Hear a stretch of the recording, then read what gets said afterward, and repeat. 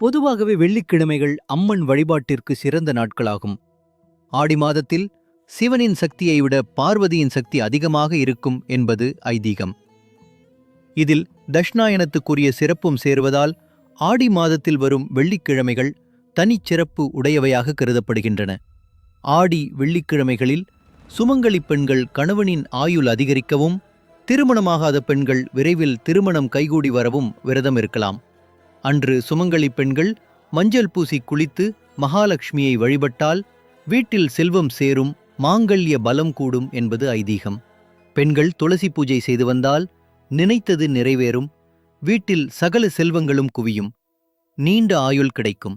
ஆடி மாத வளர்பிறை வெள்ளியில் வீட்டில் சிறப்பு பூஜைகள் செய்து 10 வயதிற்குட்பட்ட சிறு பெண் குழந்தைகளை அம்மனாக பாவித்து உணவு கொடுத்து வெற்றிலை, பாக்கு, பழம், மஞ்சள், குங்குமம், கண்ணாடி வளையல் கொடுத்தால் லக்ஷ்மி கடாட்சம் பெருகும். ஆடி மாதம் மலர்பிறை வெள்ளிக்கிழமை குத்துவிளக்கை லக்ஷ்மியாக பாவித்து அலங்கரித்து அம்மனை ஆவாகனம் செய்து பால் பாயசம், சர்க்கரை பொங்கல் படையலிட்டு வழிபட வீட்டில் சுபகாரியங்கள் தங்கு தடையின்றி நடைபெறும் என்பது நம்பிக்கை.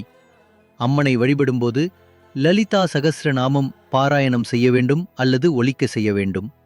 ஆடி மாதம் அம்மனுக்கு வளையல் சாற்றி அந்த வளையல்களை பெண்கள் அணிந்து கொண்டால் திருமண பாக்கியம், குழந்தை பாக்கியம், நீங்காத செல்வம் மற்றும் சகல நன்மைகளையும் பெறலாம்.